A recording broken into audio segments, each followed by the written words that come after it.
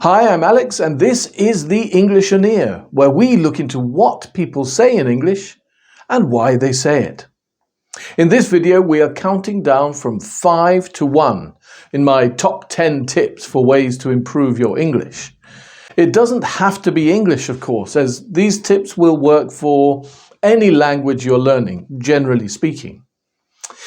If you like this video, then don't forget to give it a thumbs up and subscribe to see others like it. And ring the notification bell if you want YouTube to notify you when I post a new video. Without further ado, let's get to it. Number 5.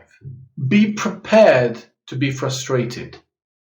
One of my greatest frustrations when I was learning another language was that I couldn't really be me. A person's ability to communicate lies at the heart of their personality. Whether it's their ability to debate, to tell jokes at work, to complain to a manager in a restaurant, negotiate a good business deal, complain about the teacher, describe your symptoms to a doctor, or complain about the weather. Sometimes it is the most basic of things, like asking for directions or trying to understand the simplest of instructions. So get ready to be frustrated. It is a pain in the neck, but like all emotional pain, time is the best cure. Number 4, repeat corrections. When your teacher or a person with good intentions corrects a mistake you've made, don't get angry and keep talking. Stop, go back and repeat the correction. Preferably the whole sentence which contains the mistake. If you correctly repeat something many times, it will stick and become a part of your vocabulary. Nowadays, many of my students recognize that they have made a mistake before I even have time to correct them, and they correct themselves first. Number 3, be curious. Curiosity is one of the best motivators for learning. I know a lot of kids who do badly at a specific subject at school, whether it's maths, biology, English. I understand that not all teachers are inspiring and patient, but there is always something interesting to learn. All it takes is a little curiosity. For instance, I love Wikipedia. Sometimes I'm reading about an event or a person when my eye passes over those blue links that connect to another subject. If I think it's interesting, I click on that and I read a new article.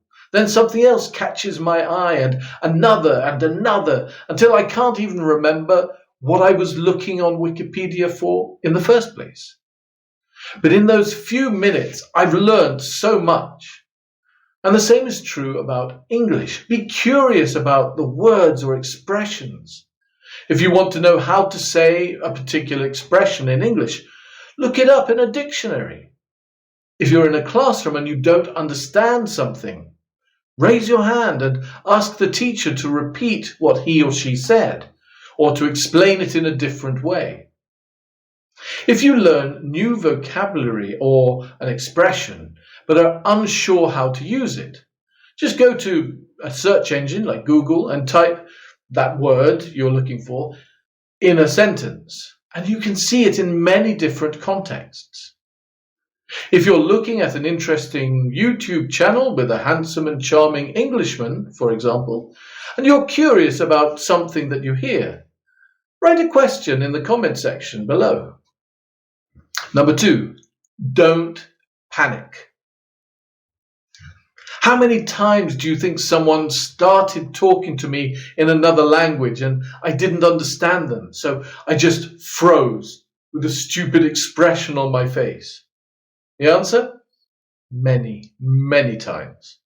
And then I realized that this reaction was just completely counterproductive.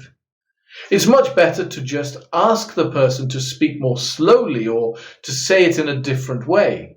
Then he or she could understand that I was learning the language and would have more patience with me.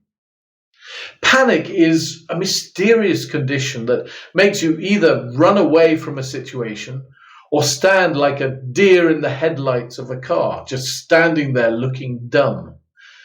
It makes you forget even the simplest of words or sentences.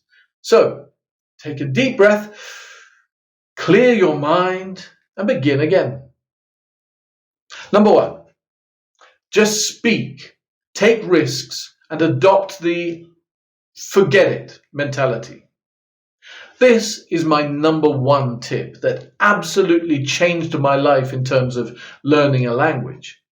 Now, it shouldn't be used as a philosophy to live your life, but for learning a language, it's amazing.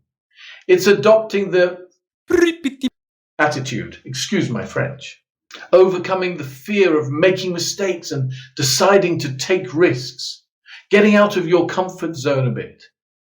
Now, I don't wish to offend anyone watching, but you can call it what you like, the sod it mentality, the forget it school of thought, the so what way of thinking, or the whatever point of view. Now, I say, in this case, it's not an expression of anger or frustration and not being able to communicate. It is a silent exclamation that you accept that you will make mistakes, that people just might laugh at the embarrassing way you mispronounced something, and perhaps you said something really bad and didn't realize it. Or perhaps you've forgotten how to say a simple word. Now, the important thing is that you say this expression, forget it, or the equivalent in your own language. But say it every day. So what? Whatever. I should underline that you should say this under your breath or silently in your mind. Otherwise, you may get a few strange looks or even suffer some unfortunate consequences, maybe a visit from the police. So you cannot learn to speak from a book. The only way to learn how to speak is by speaking.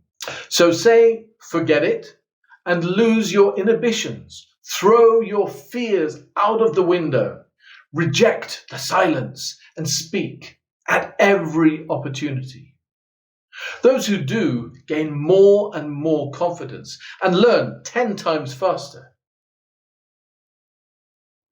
I hope you found these tips useful. If so, please give me a thumbs up and click on the subscribe button to make sure you get similar videos from the channel when I post them. Thanks for watching, and I'll see you in the next video.